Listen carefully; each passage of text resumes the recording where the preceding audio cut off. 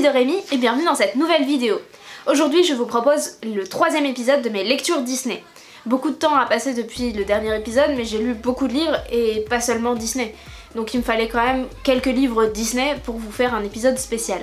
Au menu aujourd'hui 5 livres différents, 2 Twisted Tales et 3 livres qui n'ont rien à voir les uns avec les autres. C'est assez varié, je suis assez contente de la sélection qui est un hasard puisque c'est ce que j'ai eu envie de lire tout simplement. Et c'est parti avec le premier livre. Le premier livre que je vais vous présenter, c'est celui-ci que je vous ai déjà présenté puisque je l'ai reçu à Noël dernier. Donc c'est à propos du second âge d'or de Disney, donc on voit les dates ici hein, de 1984 à 1995. Ce livre est conçu en plusieurs grandes parties. La partie Disney est dans les tréfonds, ensuite la partie on remonte vers la lumière, ensuite le sommet et ensuite la redescente. Redescente qui descend quand même moins bas que le début des tréfonds exposés dans le livre. Dans chacune de ces parties, les films sont traités dans l'ordre chronologique de sortie, donc souvent le travail sur 2 films se chevauche et on retrouve des éléments mais c'est dans l'ordre des sorties. Pour lire ce livre, je vous conseille très fort d'avoir vu tous les films et films d'animation dont il est question, enfin qui sont détaillés tout du moins.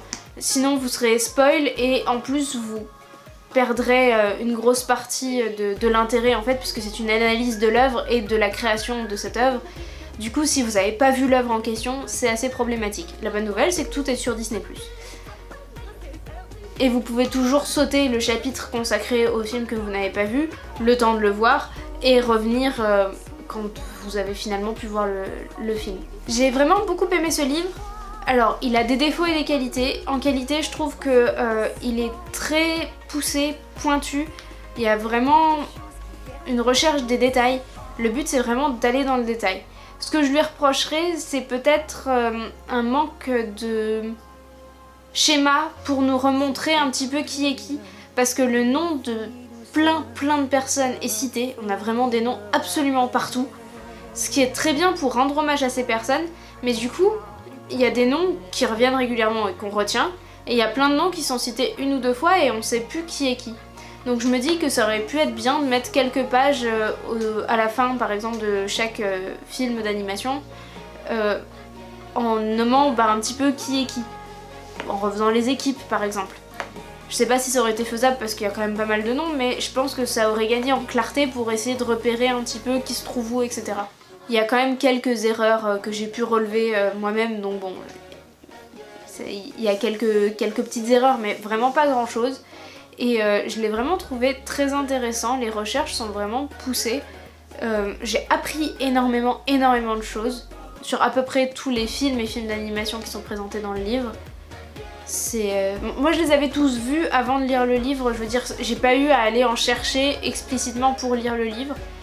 C'est tout des classiques ou pas d'ailleurs, mais desquels j'étais familière. Il n'y a pas tant de gens de ça qui ont vu Basil Détective Privé par exemple, c'est pas forcément le plus connu de tous les Disney, voilà. Mais moi il se trouve que je l'ai vu il n'y a pas si longtemps que ça, je l'ai en DVD quelque part. Et j'ai bien aimé d'ailleurs.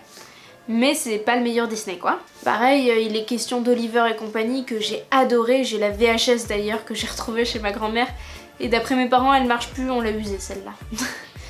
Mais je l'ai, elle me sert de presse-livre et j'en suis très contente. Et toute l'histoire autour de la création de ce dessin animé est racontée. Et je trouve ça mais passionnant, vraiment. D'où vient l'idée, pourquoi, quels ont été les différents scénarios qui ont été envisagés, qui a travaillé dessus, quelles ont été les inspirations, les musiques, pourquoi on a telle ou telle chanson, quels sont les motifs qu'on retrouve, la recette magique qui a été trouvée à ce moment-là et qui a mené jusqu'à l'apogée qui a été le Roi Lion. Vraiment tout ça, c'est ultra bien décrit et c'est extrêmement intéressant. Il y a aussi la notion de voyage d'études qui est très importante. Disney à ce moment-là a repris aussi les vieilles habitudes de Walt où il a envoyé une équipe dans le pays ou la région dans laquelle devait se passer le long métrage pour qu'ils fassent des dessins, qu'ils s'inspirent de l'ambiance, qu'ils apprennent un petit peu voilà, à retrouver des choses. On voit aussi que Chez Disney, les voix sont enregistrées à part du dessin et on dessine par-dessus les voix, ce qui fait que beaucoup de personnages pourraient être humanisés pour leur donner ce petit quelque chose qui fait qu'on a l'impression que ce sont des humains, même si c'est des chats ou des lions ou que sais-je. C'est qu'on a beaucoup recalqué des mimiques des acteurs pendant qu'ils donnent les répliques. Et ça c'est super intéressant de savoir que ça vient de tel ou tel acteur, qu'il faisait tout le temps ça, ou que c'était juste une fois, que c'était une impro, etc. Et ça je trouve ça vraiment passionnant et c'est vraiment détaillé dans le livre.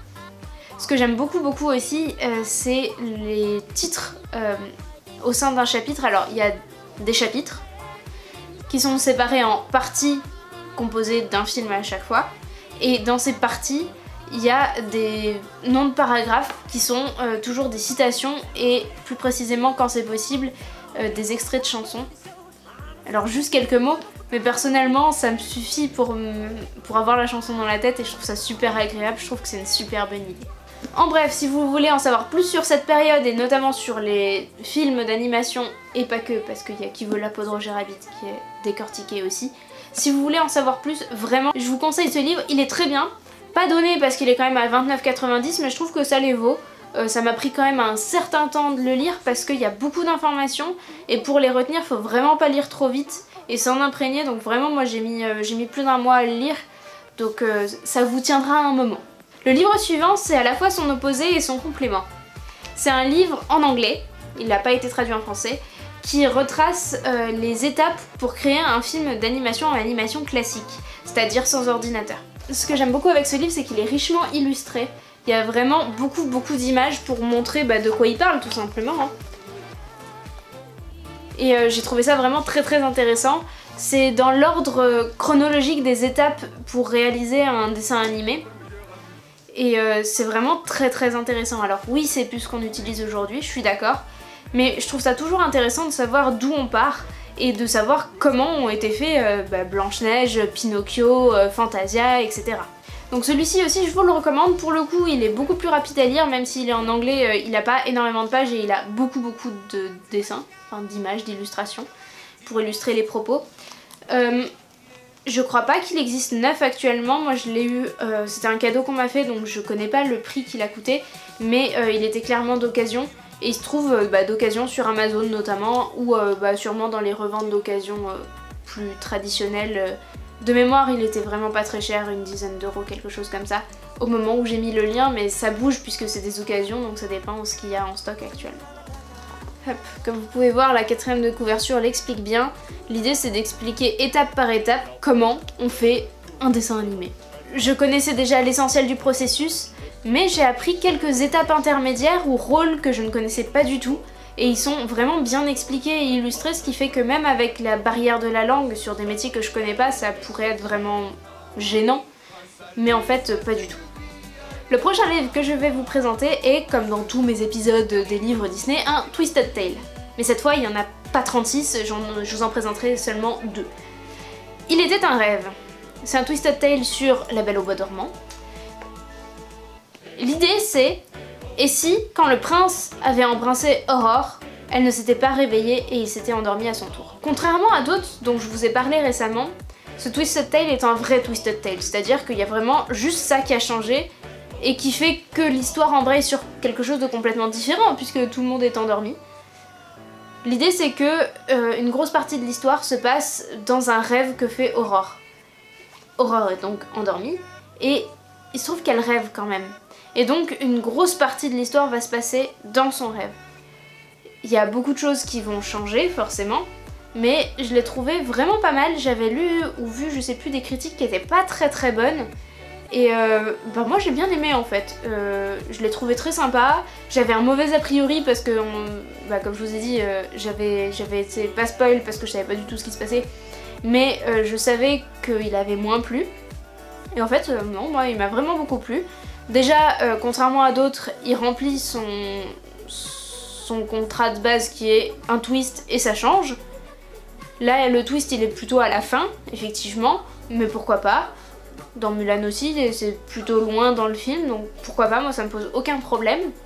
On n'a pas un récapitulatif très précis de tout ce qui se passe jusque là, on se retrouve pas à avoir juste une redite du film dans le livre, il y a des flashbacks ou des rappels de ce qui se passe dans le film, mais on n'a pas une description écrite de ce qui est du film, quoi. Et ça, je trouve ça bien.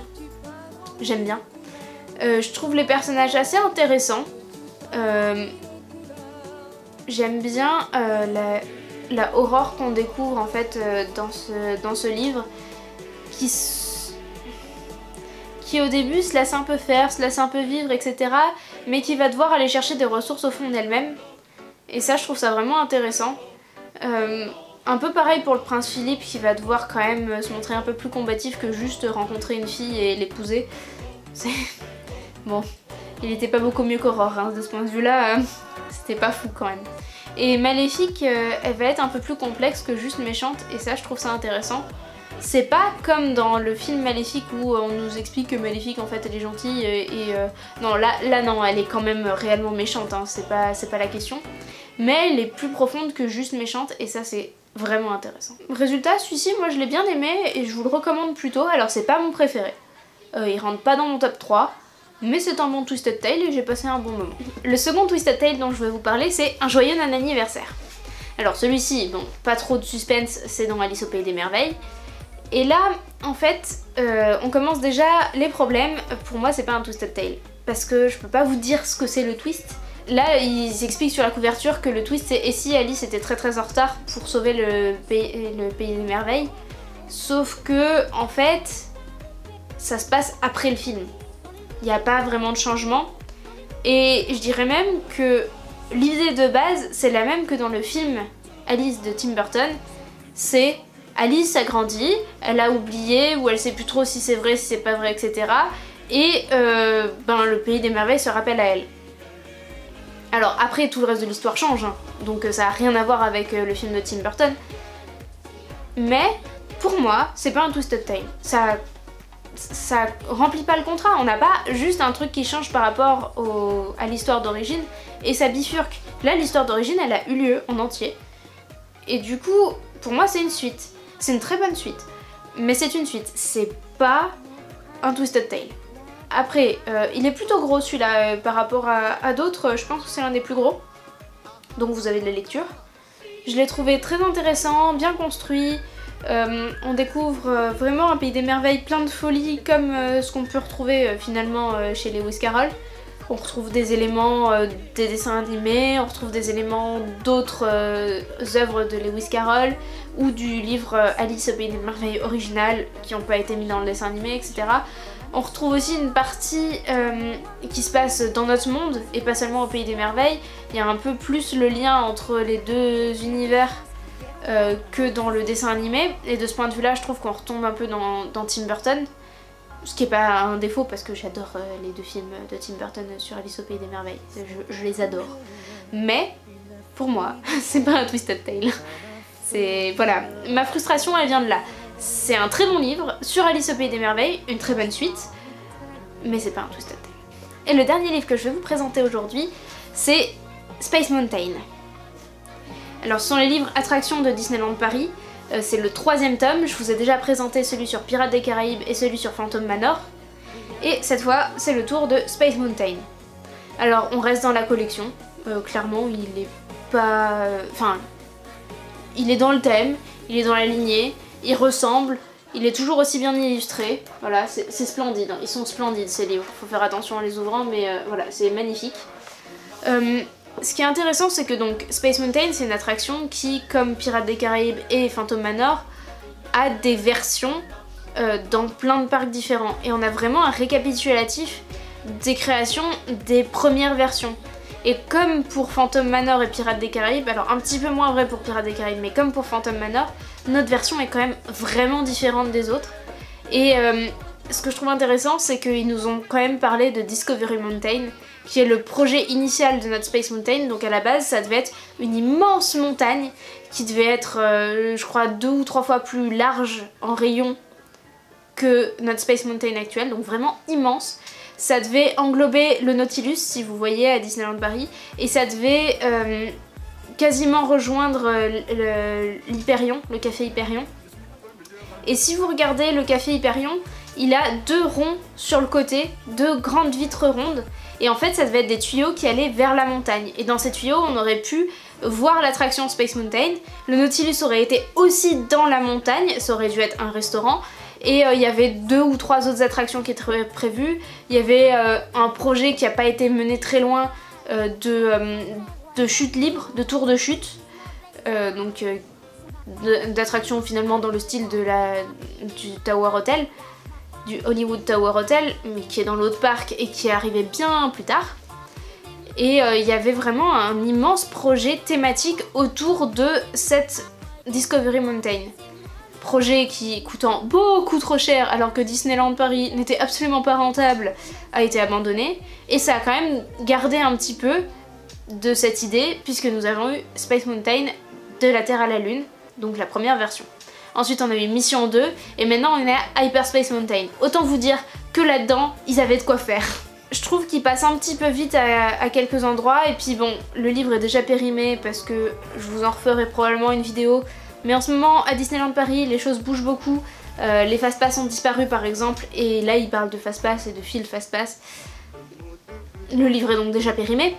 Mais en réalité, c'est une péremption très faible, et donc je trouve qu'il est quand même intéressant à acquérir. Alors ils sont pas donnés ces livres, là il est à 22, il me semble qu'il était moins cher que ça le Pirate des Caraïbes. Ouais, je vous dis pas de bêtises, donc là j'ai le Pirate des Caraïbes sous les yeux, il était à 19,99, là il est à 22, ils se font plaisir, sachant que les réductions pass annuelles ne fonctionnent pas sur ces livres là. Donc autant vous dire qu'ils sont pas donnés. Mais moi je les trouve assez... Bon déjà c'est des superbes objets, ils sont splendides. Là bon, j'en ai sorti que 2, mais ils sont vraiment splendides. Et ils sont quand même plutôt bien renseignés, sachant quand même qu'il y a des illustrations assez intéressantes dedans, que en tout cas moi j'aime beaucoup. Parmi ces livres, lequel est celui que vous avez maintenant le plus envie de lire? Est-ce que vous en avez un en particulier à me recommander, que je n'aurais pas encore lu? N'hésitez pas à me dire tout ça dans les commentaires. Et je vous dis à très bientôt dans une prochaine vidéo. Des bisous!